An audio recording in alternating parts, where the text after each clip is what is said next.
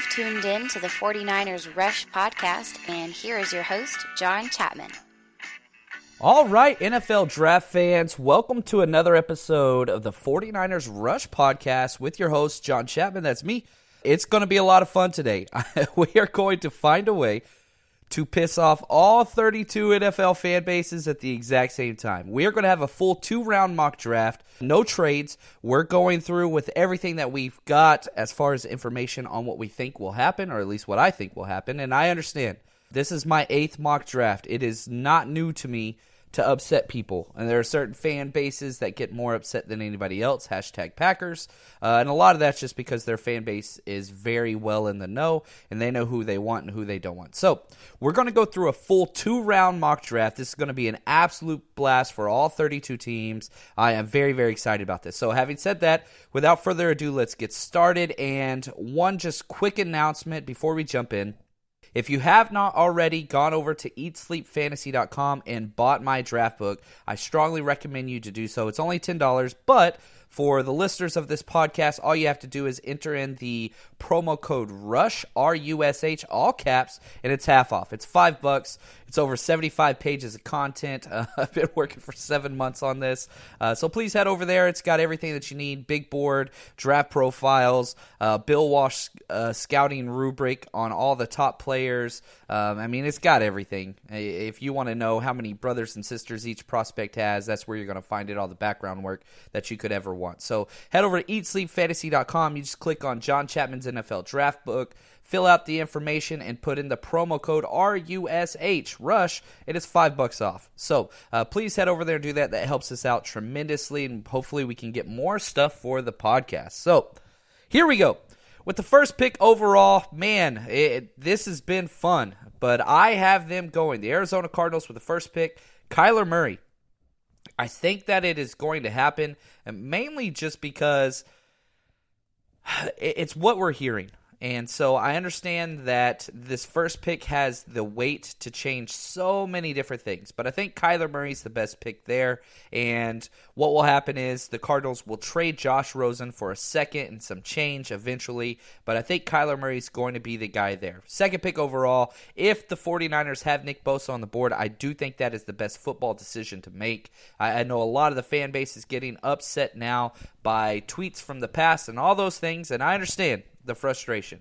However, if we are focusing on football, I think Nick Bosa would be the pick. He fixed the biggest need. He is the number 1 player on my board. So I don't really have a hard time with that pick. I get I might not want to hang out with him on the weekends or be a best friend or any of those things.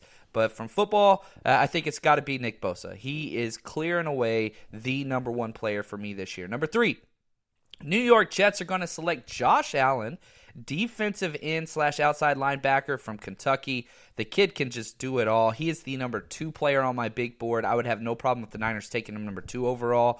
But whenever you can lead the SEC in sacks, I think the value is there, which means the Raiders stay put at number 4, and they get Quinnen Williams, defensive tackle out of Alabama. Now, this is kind of I really do think that there are 6 premier players in this draft, and so any team picking in the top 6 I think is just very, very lucky. The Raiders, they already have some stud defensive tackles. They need an edge guy, but I think that there is a dramatic drop after Nick Bosa and Josh Allen. So if you're curious about, trading picks and all that stuff, I do think that if the board falls, Kyler Murray, Nick Bosa, number 1, number 2. I could definitely see Oakland trying to jump up just one spot to guarantee one of those edge guys. But if they stay put at 4, I don't think that it's a bad situation getting Quinnen Williams. He is an absolute stud. And again, no problems if you want Quinnen Williams going first overall. I think this top tier player, I don't mind any of these top 4 guys. At number 5, probably the biggest shakeup or surprise, Tampa Bay, I have selecting a linebacker, but not the one everybody's thinking. Devin Bush, inside linebacker out of Michigan. He is my number 5 overall player. This defense has been just abysmal for a very, very long time. Why not get somebody that can dictate the entire field? And the main reason why I have Devin Bush over Devin White, who I love as well. Devin White is my 15th player in this class overall. Is missed tackles and violence. Whenever Devin Bush shows up, he shows up with purpose, and he is much more consistent tackler, which is huge from that interior linebacker position. So number 6 overall, this is the last of my elite players in that top tier. That is Ed Oliver, defensive tackle out of Houston, landing with the New York Giants, and I can hear it already. I am so excited about all these complaints. Yes, the Giants need a wide receiver. Apologize. They do need a wide receiver. They just traded away the best one, but they do need a quarterback. Eli Manning is definitely not the answer now or in the future. However, Dave Gettleman is GM Dumbshoes. So I do think that this is a possibility and probably the best situation I could think of for the Giants if they do stay away from quarterback. Personally, if I was the GM, I would be taking a quarterback there, either Haskins or Luck. I kind of like Luck more as I watch more and more film. Haskins has the accuracy, which is legit, don't get me wrong. But as far as ceilings go, I think Luck definitely has that. But the Giants, man, they're going to be the Giants. And Ed Oliver would have been a top 5 pick the last 3 years if he would have came out. Have him slipping here to 6. I do not think that he can be there past this. He's so elite, and the idea of getting this kid at number 6 is a steal. Now, if we move to number 7 in the Jacksonville Jaguars, I have them taking the very first tight end, T.J. Hawkinson out of Iowa. You have Nick Foles now. They don't really have a lot of holes on their roster outside of tight end. Why not get a player that can help the run game and the pass game? We saw Nick Foles and how active he was with the tight ends in Philadelphia. Why not keep that going? And T.J. Hawkinson is just, he might be the safest player in this draft just because he could do it all. If you want to keep him with his hand in the dirt and just an extra blocking force on rundowns, exceptional. If you are having a hard time protecting your quarterback, you can keep him in helping against the number 1 pass rusher. He's that good of a blocker. But if you want to split him out, you want to do some creative things, he will make the entire offense run much more smoothly. And I can't move him up enough in my ranks. I have him number 8 overall, but I would have no problem if he went earlier than this. He is that elite. I would have no problem if the Oakland Raiders took him at 4. I don't think they will, but the value is there just because we're seeing in the NFL, everybody wants speed and spread, that it's kind of the zig when others zag type of mentality. We're seeing how important a pivotal tight end piece can be that can do it all. If they can block and receive, they help everybody. So that's T.J. Hawkinson, number 7 overall. Number 8, with the Detroit Lions, I have them going Greedy Williams, cornerback out of LSU. I understand, big play Slay, he's a beast. I get it. But there's still some holes there. And staying with this idea, Matt Patricia was with the New England Patriots. And during his time under Bill Belichick, they selected more cornerbacks in the first round than any other team in the NFL. I think that could translate over to Detroit. Greedy Williams would be a great pick, and they could build this secondary very similar to what they did with New England when Patricia was over there. Number 9, the Buffalo Bills. I don't like this pick. I'm telling you that right now, and you can cuss at me, and I love Bills Mafia. That fan base is about as good as it gets. I have them taking DK Metcalf, wide receiver, Ole Miss. This is beyond a reach, however. If you are there as the Buffalo Bills and everything should be designed around making your quarterback better. Josh Allen showed a lot of signs, and he throws the deep ball more often than any other quarterback in the NFL. His average depth of target is insane. They run the ball, chunk it deep. Run the ball, chunk it deep. And it's on all those kind of sprint out, roll out plays. And I think they should go O-line, but I think this is the pick that they will do. We saw how active they were trying to get Antonio Brown. That fell apart. So it's very clear that they want a wide receiver there, and they need wide receiver help. Why not go get DK Metcalf? I wish they would have went O-line, and I already can feel my Twitter mentions filling up, and that's great. Oh, by the way, you want to tell me how stupid this is? Please. Reach out and do not hold back. I can be your therapy for your team needs. At JL_Chapman. Do not hold back. I know my mentions are going to be trash, and that's okay. There's never been a mock draft done that made everybody happy, and it's not going to happen today. Number 10, the Denver Broncos. They stay at 10 and still get the guy that they covered, Drew Lock, quarterback out of Missouri. And that's the thing. I have Lock going ahead of Haskins in this mock draft, and I think that is a for real possibility because it depends on what type of offensive scheme you want. If you're wanting that deep vertical passing game, it's going to be Drew Lock. If you're wanting that quick, get the ball out, accuracy, put the ball in the hands of your studs, and most of your passes are within 10 to 15 yards of the line of scrimmage, then you're going to go Dwayne Haskins. And you really can't go wrong with both. They're in the same tier for me as far as players go, but I would have no problem at all if Drew Lock goes before Dwayne Haskins. It just depends if you want that huge rocket arm that can stretch the field vertically, or if you just want quick pocket presence, accuracy. So Denver, John Elway gets their quarterback. I understand that they traded for Joe Flacco, but he is in his mid-30s. He's not the long-term answer. And the amount of criticism that Elway has received because of this quarterback position and lack thereof, success thereof, I really do believe if Drew Lock is there at 10, why not? Perfect pairing. Number 11, another quarterback to the Cincinnati Bengals, Dwayne Haskins, Ohio State quarterback. Cincinnati, and they get their new offensive coordinator / head coach. Why not turn around and get your guy his new weapon? Andy Dalton was never the answer. He is more of a stopgap quarterback that can win if you have a solid team around him, but let's be fair. You're picking number 11. You do not have a solid team. There are some pieces in place, and I do not think that they are very far from competing for playoff contention. I think that they could do that. But Andy Dalton will never win you a playoff game and or a Super Bowl. So why not get somebody in there? They got very, very lucky by staying at number 11 and having a top-tier quarterback fall to them in Dwayne Haskins. You know, if we go back to the time period when Kyler Murray wasn't sure if he was going to play football, everybody was like, man, Dwayne Haskins is the number one quarterback. But as we see every year, so we get closer and closer to the draft, and people have more time to evaluate and pick apart those top-tier guys. They start to fall. So Dwayne Haskins here going to Cincinnati at the number 11 spot. Number 12, people are going to be upset about this. Don't care. The Green Bay Packers, Devin White, linebacker LSU. I doubt he will be there at 12, but the way that this mock draft fell, Devin White slips. They get a blue-chip prospect, one of the top-tier guys to fall at 12. Understand they have Blake Martinez,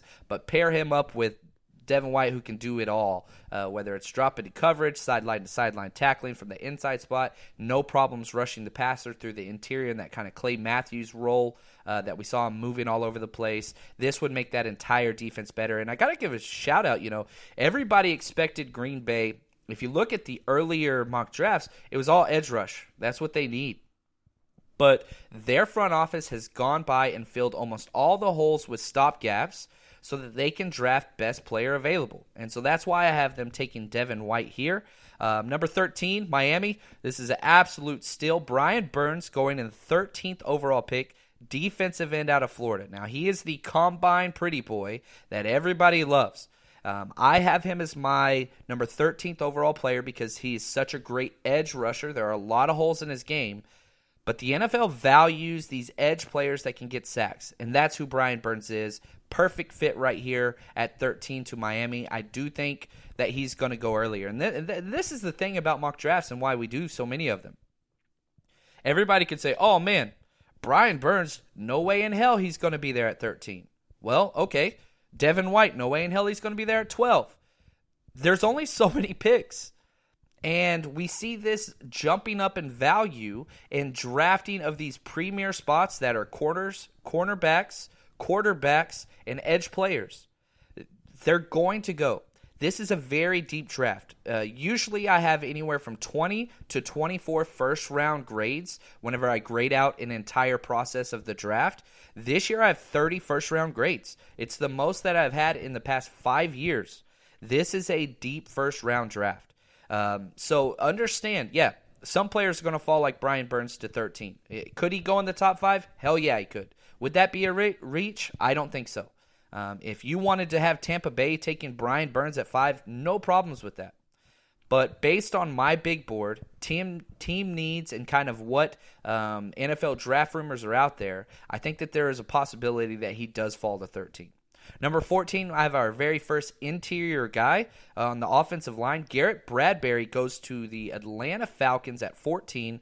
He's a center-type guard, absolute clean prospect out of NC State, and probably some of the most fun film that I've ever watched. The very first game I turned on of him, he had 3 pancakes in the first quarter. Like, this kid is just fun. So, he gives you that versatility where he can play all 3 interior offensive line positions. Why not? Had no problem taking this guy in the top 10. But, again, this is kind of the way the draft is shaking out. The 15th overall, the Washington Redskins could go quarterback, but all 3 of the top-tier guys are gone. So, don't overreach. They are very far from being competitive. I have them taking defensive end out of Mississippi State, Montez Sweat. Again, him and Brian Burns are going to kind of be paired together. They offer very similar game, these kind of combine warriors that just showed out. But Montez Sweat, he's been very, very good. He struggled against top-tier talent, top-tier tackles, but make no mistake, this guy is an absolute stud, and every NFL team will have him on their board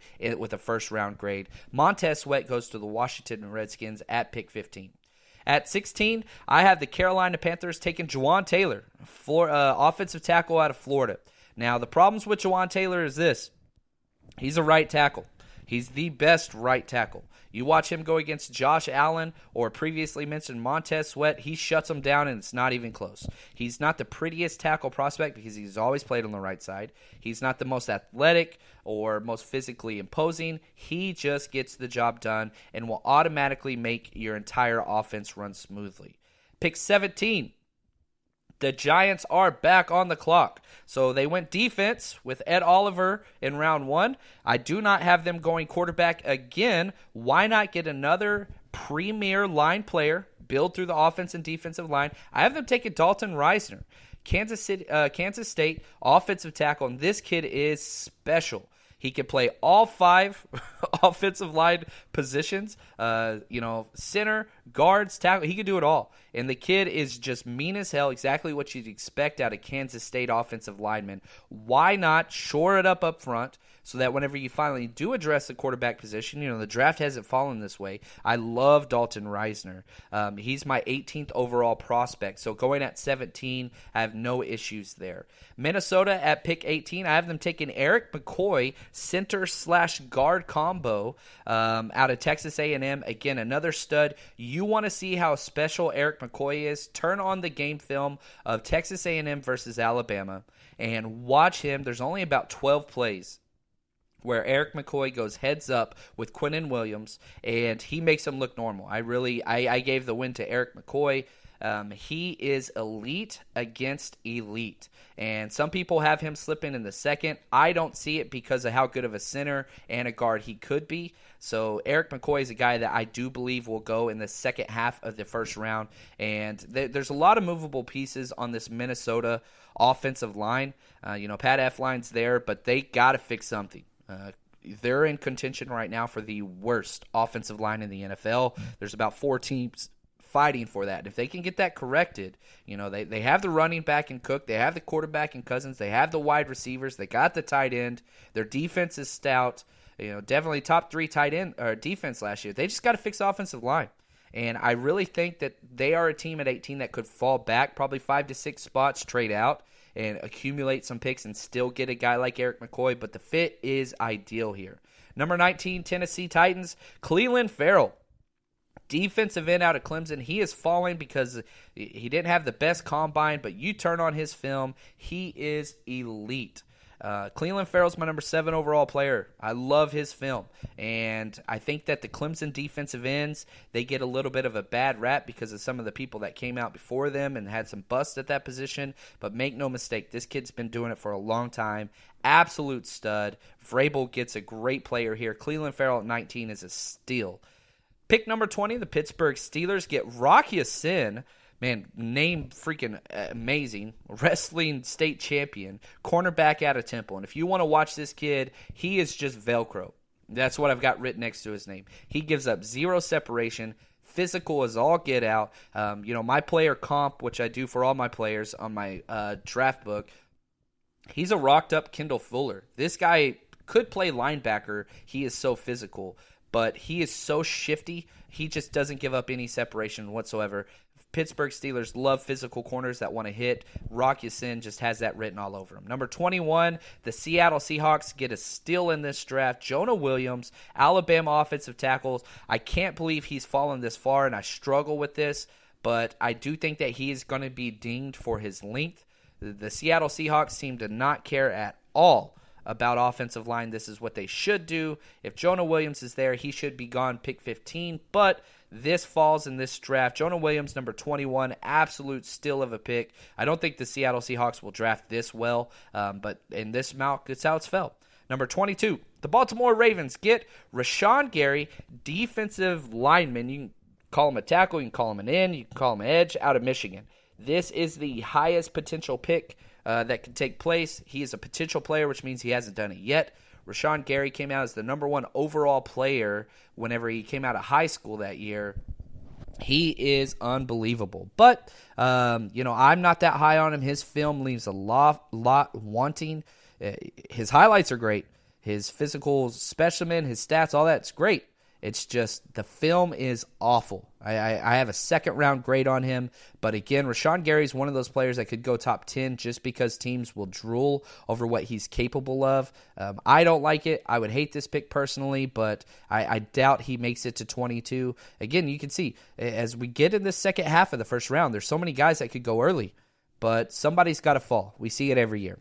Pick number 23, the Houston Texans. If they don't go offensive line, good Lord, they just hate Deshaun Watson, the most sacked quarterback in the NFL last year. Andre Dillard, offensive tackle out of Washington State. He has probably the highest ceiling of any of the tackles because he can play left tackle, and his pass protection is unreal.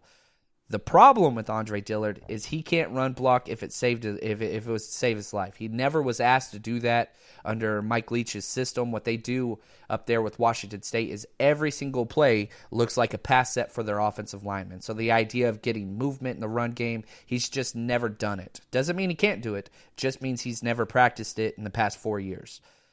Pick number 24, the Oakland Raiders are back on the clock. They got Quinnen Williams at 4. Here at pick 24, they're going to get one of the cleanest cornerback prospects, Byron Murphy out of Washington. I love what Washington does with their secondary. They put out the cleanest, most refined prospects in the secondary. They are just elite with how Chris Peterson teaches his guys to play up there. Byron Murphy, day one starter, and just clean. One of those super high floor prospects that there's just not much bust potential with this kid because he's just so smooth and so technical. Pick number 25, Philadelphia Eagles. They're going to get Cody Ford, offensive tackle out of Oakland. Some people have him graded as a guard. Some people have him as a right tackle. Some have him as a left tackle. Well, he's going to play guard for the Eagles until their amazing left tackle, finally Jason Peters decides to hang up his cleats, which I think this will be his last year. Then Cody Ford could move to tackle, no problem. Lane Johnson could play left tackle. It'd probably be a little bit better for Lane Johnson to move to left, Cody Ford to move to right tackle, but they would have so many options. They've got to address that need now while they can. They don't have a lot of holes on their roster. 1 year off of a Super Bowl win. They do very well in free agency as well to plug holes, so they don't have a lot of spots. But this kind of meets draft need plus value. It's all there. Pick number 26 with the Indianapolis Colts. I got A.J. Brown, wide receiver out of Ole Miss. He is a slot guy, and he is elite. I have a late first-round grade on him, and I really do think that teams that want a slot guy will have A.J. Brown as their first wide receiver. I believe that. If you don't want a slot guy, you're going to knock him a little bit if you're looking for that outside guy. And Andrew Luck is playing as well as any quarterback in the NFL last year. So I just think this is one of those perfect fits where you slide him in there, and it's just going to be unbelievable. That offense would be unreal. Pick number 27, the Oakland Raiders are back on the clock. They have addressed corner. They have addressed defensive tackle. They still haven't got their edge guy, and they're going to wait a little longer. If you don't get an edge guy early, that's where it kind of starts to get bad. I got them taking Josh Jacobs, running back out of Alabama. This is the first running back off the clock, and he just looks like a Gruden guy. Big guy that can do it all. I know they just signed Isaiah Crowell, but he didn't get very much money. They are not looking for him to be the franchise guy. I could totally see Josh Jacobs being the every down back there. It's just a perfect fit in that offense. Pick number 28, the Los Angeles Chargers take Nasir Adderley. Man, this is one of my favorite prospects in this draft, safety out of Delaware. And just me as a football fan, I would love for them to package, the hard-hitting safety out of Delaware with their insane pick last year at safety. It doesn't even make sense how far he fell last year from Florida State. So, and again, if we jump to what happened with the Los Angeles Chargers in the playoffs, they got rid of their linebacker position. They loaded up on all kind of hybrid safety guys, which worked very well in the first round, but then it didn't work at all against the New England Patriots and their power run game. But if you want a guy that can do it all, it's Nasir Adderley. He could play slot corner. He could play linebacker. He's about as physical in the run game as any safety. Love this guy out of Delaware. Put him back there. Man, that would be a lot of fun to watch. Pick number 29, the Kansas City Chiefs take Jonathan Abram, and this is where the run on safeties is going to start. Jonathan Abram definitely could be the first safety off the board. I had no problem with that with his top-end speed. What he's done at Mississippi State has been elite. The Kansas City Chiefs, they let their safety leave, which is a bummer. They don't really bring anybody in. Jonathan Abram, they've got to fix that secondary. They got to fix a lot of things on defense with the Kansas City Chiefs. They need some help. Pick number 30, the Green Bay Packers are back on the clock. They got, their inside linebacker, Devin White, fell to them to the 12th overall pick in this draft. Why not go get Chase Winovich, defensive end out of Michigan? This kid is special. If you want to watch, Rashawn Gary and his film, I promise you, every other play you're going to say, man, who the hell is this other guy making a play at the exact same position, but is always in the backfield and always around the ball? Several teams, including myself, have Chase Winovich ranked higher than Rashawn Gary. Now, his potential isn't as great, but his production is way far superior. So I think this would be good. You get another edge player to pair up with their free agent signings, fix that defense, and allow Aaron Rodgers to just win games by not out-dueling teams, but actually stopping them on the defensive side. I really think he would just immediately step into that edge role. It would be absolute great watching that defense run around and play football. Pick number 31, the Los Angeles Rams take Christian Wilkins, defensive tackle out of Clemson. Automatically steps into that spot Sue left. Christian Wilkins has been a 4-year starter for Clemson and has just been elite since day one. And his production would be absolutely perfect because all of the attention would be focused on Aaron Donald, and Wilkins would continue to get one-on-one matchups. The production would be there. Absolutely great. And probably my favorite pick of this first round. Pick number 32, the New England Patriots get Jay Sternberger, tight end out of Texas A&M. This kid is unreal. He is my 24th overall rated player. I love his film. He's a 1-year player, but just unreal. And you talk about need meets value. This is what it's going to be. I could possibly see the Patriots trading up to get this guy. I know several mocks have Jace going in the second round.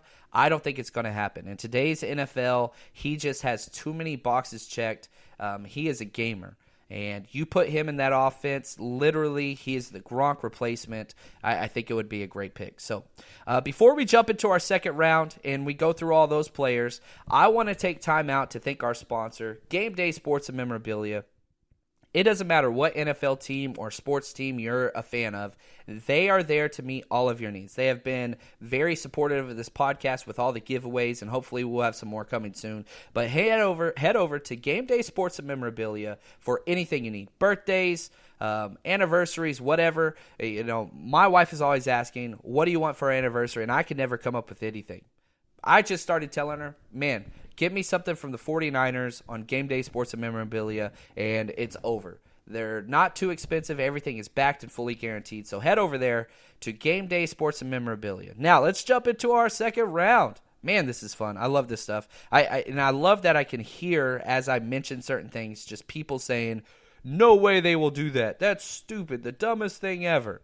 And hopefully, even if you do hate this podcast and you do hate how your team or team's drafted, you'll let us know how they should have drafted. This is why we do these conversations, because whenever I say your team and whatever they got, let me know. If all these players are on the board at this situation, tell me who they would have gotten. Who would you rather them pick? And let's continue this conversation. So the Arizona Cardinals are on the clock with pick 33. They went Kyler Murray in round 1. They get Chris Lindstrom, Boston College offensive guard / center. He's probably going to stay at guard, but he steps in, and why not protect your new quarterback? Allow him to have a little bit of time, because here's the deal with Kyler Murray. He played behind probably the best offensive line in the past decade in college football. Now he's going to be going to Arizona, where their offensive line is one of the worst. So you've got to get him some type of protection. And I said this last year. I was beyond high on Josh Rosen. He was my number one prospect. I think he has the highest ceiling of any of the quarterbacks last year. Baker Mayfield definitely seems to have taken that lantern, but just based off college film, Josh Rosen's ceiling was insane. But in my draft evaluation, I said, if you do not protect him, you are wasting his entire skill set. You've got to protect your quarterbacks. And yes, Kyler Murray can create on his own, but you've got to get him some help up front. Whoever the quarterback is going to be in Arizona, they've got to get help up front. The second pick, I have pick 34 overall. The Indianapolis Colts get Jalen Ferguson, defensive end out of Louisiana Tech, the all-time NCAA sack leader. It is so difficult for me to drop Jalen Ferguson all the way to the second round, but I did it. Goal achieved. I love that kid. His film is so great. There's some off-the-field concerns. His three-cone was terrible, but as far as film goes, Jalen Ferguson belongs in the first round. I have him going pick 34 overall. 35th pick, the Oakland Raiders take Ja'Kai Polite. This is about the height of where he could go. I think he'll fall further, but the way that this mock fell, the Raiders, all three of their first round picks, they didn't address the edge rusher. It just didn't fall that way. Nick Bosa and Josh Allen went before they picked at 4. Then you had all the kind of middle tier, Cleveland Farrells, Burns, Sweat. They all went. Rashawn Gary was gone too. So what are they going to do? They address a whole bunch of needs. They go ahead and take a guy like Ja'Kai Polite, which, let's be honest, the Raiders love to take these project, kind of low character, quote-unquote, guys. So the Ja'Kai Polite falls to the 35th pick. I think he'll fall lower, but if for some reason the Raiders don't get their edge guy early, I could see this happening. With the 4th pick in the second round, pick 36 overall, the 49ers select Juan Thornhill, safety out of Virginia. You want a high-end safety with the highest ceiling? I think it's this guy. He's a physical freak, over 6 foot, ran a 4.42 40. He can do it all. The safeties in this draft are very interchangeable in the fact that you've got to figure out what you want. Do you want a versatile safety that can play slot? You're going to have those guys. If you want your guy to be that kind of cover 3 single high safety, you've got a handful of guys. You want that thumper? There's a handful of guys. But Taylor Rapp has been the guy that I've had kind of picked in this area. But with his 4.7 40 that he ran at his pro day, I think he's kind of eliminated from that single high safety position. So somebody like Darnell Savage or Juan Thornhill or Chauncey Gardner-Johnson, I think those are kind of the guys that are going to start to fly off in this range. So the 49ers get Nick Bosa at pick 2 and Juan Thornhill here at pick 36. And with the 37th overall pick, the New York Giants, are you ready? Finally address their quarterback position. They get Daniel Jones at 37. And I'm curious. I know that the Giants do not want Daniel Jones in the first round. I'm curious if they would be happy to get him here at pick 37. The comps to Eli and the coaching with Cutcliffe and all those things, there are so many. But, getting a quarterback like this in the second round, I would be okay with as a Giants fan. I don't think Daniel Jones is the answer, but at least they're trying to do something, and you still get your 2 first-round picks of elite talent. So basically, if we look at the Giants, they get Josh Oliver, pick 6 overall, Dalton Reisner, and pick 17, and then Daniel Jones. So I would be okay with that if I was a Giants fan, but I'm smarter than that, so I'm not a Giants fan. Anyway, pick 38, the Jacksonville Jaguars take N'Keal Harry, wide receiver out of Arizona State. There's so much talent that is here. 7th pick overall, they got TJ Hawkinson. Second round, they get N'Keal Harry. Keep adding weapons around Nick Foles, see what they can do. The 39th pick, Tampa Bay Buccaneers get David Montgomery, running back out of Iowa State. Ronald Jones was a failure. You've got to get somebody else in there and see what they can do. David Montgomery is just about as fun a running back and 3-down guy as you could have. If you look at what Bruce Arians did with David Johnson at Arizona, you plug David Montgomery into that right off the bat, it's just absolutely perfect. And as far as fantasy goes and redraft and dynasty, David Montgomery would be pretty close to the number one overall running back in rookie drafts. He would be unreal. Back to Buffalo, pick 40, Jerry Tillery, defensive tackle out of Notre Dame. I have a first-round grade on this kid. Kyle Williams is gone. Plug him straight into this, and it's just absolutely a perfect fit. I love the way this kid plays. He's not getting enough love from Twitter. Hopefully that will happen eventually. Whoever gets this guy, his film is so great. With the 41st pick, I have Noah Fant going to the Denver Broncos, tight end out of Iowa. A lot of people have Noah Fant going a lot earlier than this, and I would not be surprised at all. But he's not kind of your blocking all-purpose tight end. He would be used as a wideout.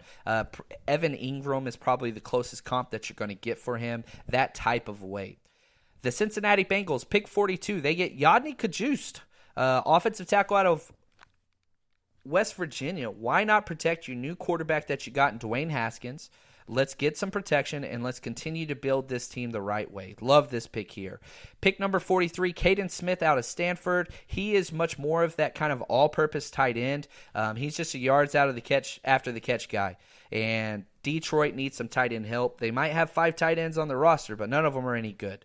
Pick 44, the Green Bay Packers. I have them taking Marquise Brown, wide receiver out of Oklahoma. And Marquise Brown, if not for his Liz Frank injury, I do believe could be the first wide receiver taken in this draft. He is super tiny, but he is just a big play waiting to happen with elite speed and crazy separation on every route. Very, very fun film. And in today's NFL, there is a premium on players like this. Yes, Green Bay might not need a wide receiver. I've heard that said. I get it. Devontae Adams is elite. But outside of Devontae Adams, there's some major question marks. You could talk about Geronimo Allison. You could talk about Marquez Valdes-Scantling. You could talk about ESP. Those are number 3 type guys. If you can get an elite guy just because of an injury concern with a new wide receiver coach or new head coach and all those things, why not get Marquise Brown? Love this pick here, and I think it'd be an absolute perfect fit with Aaron Rodgers, who can actually throw the deep ball. So love that pick there. Pick number 45, the Atlanta Falcons get DeAndre Baker, cornerback out of Georgia. DeAndre Baker, I have no problem going in the first round. He has fallen dramatically since the combine and the interview process and all those things, but his film's great. It's just there's maybe some questions, some character concerns there, so I could see him fall to the top half of the second round. Pick number 46. The Washington Redskins are on the clock. They got their pass rusher, Montez Sweat, in the first round. They get Hakeem Butler, wide receiver out of Iowa State, 6'5", just an absolute behemoth of a man. Yes, they still don't get quarterback, but they're far from quarterback. Hopefully they can trade for Josh Rosen in this situation. This would probably be the pick they'd be giving up, but no trades in this one, so that's what we're staying with. Pick number 47, the Carolina Panthers get Jeffrey Simmons, defensive tackle out of Michigan State. The injury, he probably not going to get to play very, very much the first year, if at all, but Carolina loves those big kind of physical defensive tackles. So this is the pick there. They got Jawan Taylor in the first round, offensive tackle, stay with building in the trenches. Love this pick. Pick number 48, the Miami Dolphins get Deebo Samuel. Man, this guy everybody loves. Starting with the Senior Bowl, he just came out and shined. He was part of a terrible offense as wide receiver at South Carolina, but his ceiling is as high as it gets. Why not put him in that Jarvis Landry role? Him and Albert Wilson, you have these 2 guys that can just create so much after the catch. Love this for whomever is going to be the quarterback eventually. I know it's Fitzmagic now, but that's not going to last. The Cleveland Browns, pick number 49, their first pick, they get Trayvon Mullen, cornerback out of Clemson. Could possibly have the highest ceiling of any cornerback in this draft. 6'1" guy, very physical, and just brings so much energy to this defense. You put him opposite Denzel Ward, golly, The Cleveland Browns roster is just stacked front to back. This is just it's hard not to draft corner for them just because that's one of the only needs you can see. Safety, you could say there's a spot there, but this is a great pick here. Pick number 50, the Minnesota Vikings. They went interior offensive line with their first-round pick. Why not stay on offensive line? It's still not going to be fixed with one guy. We get Greg Little, offensive tackle out of Ole Miss, and this is a guy whose game film is good. He's just lazy and out of shape. Look at what happened to Orlando Brown last year. Horrible combine, very similar to Greg Little, and he went from first round to third round. Yet, when he was drafted by the Ravens, he started pretty much the entire year, and they're going to keep him there as a stalwart tackle for years to come. Greg Little has the potential and the ceiling to be that guy for the Minnesota Vikings. Pick number 51, the Tennessee Titans get Irv Smith Jr., tight end out of Alabama. This is a great pick, and he gets to basically be in two tight end sets. And once Delaney Walker, who's not healthy and possibly could not be ready for the start of the season, he will be the starter day one. Whenever Walker comes back, that's fine. You could work them interchangeably. But Walker's only got a year or two left. So great pick there. Again, you could see team identities echoed throughout this mock draft. And so if you look at the Tennessee Titans, they build in the trenches. You get a tight end in round 2. You got a stud defensive end in Cleveland Farrell round 1. Pittsburgh Steelers, why not stay with this idea, right? So they got a stud corner in the first round with Rock Ya-Sin. Let's get a physical wide receiver, which they love, with pick 52. Kelvin Harmon, wide receiver out of NC State, one of the best blocking tight ends that I have graded in the past 6 years. Insane body awareness. Yes, he doesn't run a very fast 40, but that's not really what they value in that offense. You can go back to Antonio Brown, was a 4.5 guy. Juju Smith-Schuster, same thing. I love Kelvin Harmon. Absolute insane catches on the sideline. Body awareness, level 1. He is my wide receiver 1. I've got him dropping to the 52nd pick, which broke my heart. I would have no problem with the Niners taking him 36th overall. I think that's kind of the earliest he would go, and the 50s is about as far down as he will fall. Just great football player with great hands. Pick 53, the Philadelphia Eagles get Zach Allen, who doesn't have to travel far. He's an ACC guy, defensive end out of Boston College. And he is a guy that could go a lot sooner. If you miss out on the elite edge guys, Zach Allen is kind of your Patriots' perfect defensive end. Bigger bodied, not a lot of bend. He's more of an all-purpose player that is a 3-down edge player, that strong side defensive end in the 4-3. Love this pick. Philadelphia Eagles, they just seem to pick and trade for and sign all edge players. They can't have enough. Pick 54. We get back-to-back picks here by the Houston Texans. And with the 54th pick, I got them taking Elton Jenkins, center/guard combo. That just right off the bat, I don't think that he's going to last this long, but somebody's got to fall. So in the first round, they got a tackle on Andre Dillard. They get an interior guy in Elton Jenkins. And with the 55th pick, they get Joe Jackson. Big-time defensive end out of Miami, Florida, that can just play that 3-4 defensive end spot. You've got Clowney as the outside linebacker, Watt as the defensive end, and then you put Joe Jackson on the other side. Why not continue to just get tough in the trenches? Pick 56, the New England Patriots go out and get J.J. Arcega-Whiteside, just touchdown machine, wide receiver out of Stanford, staying with this theme of correcting their biggest holes, and that is outside wide receiver and tight end. They got Jay Sternberger in the first round. They get J.J. Arcega-Whiteside. Patriots fan will love this pick because he's a very, very fun player. Pick 57.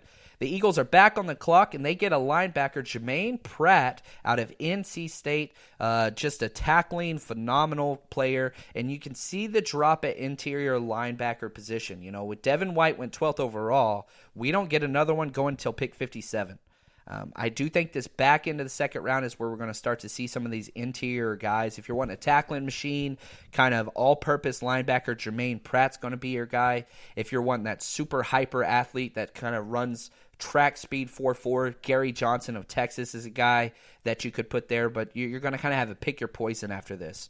Pick 58, the Indianapolis Colts get Chauncey Gardner-Johnson, safety out of Florida, kind of do it all. He could play probably 5 positions on defense, whether outside corner, slot, both safety roles or a nickel. You could put him at the linebacker spot. He's that physical.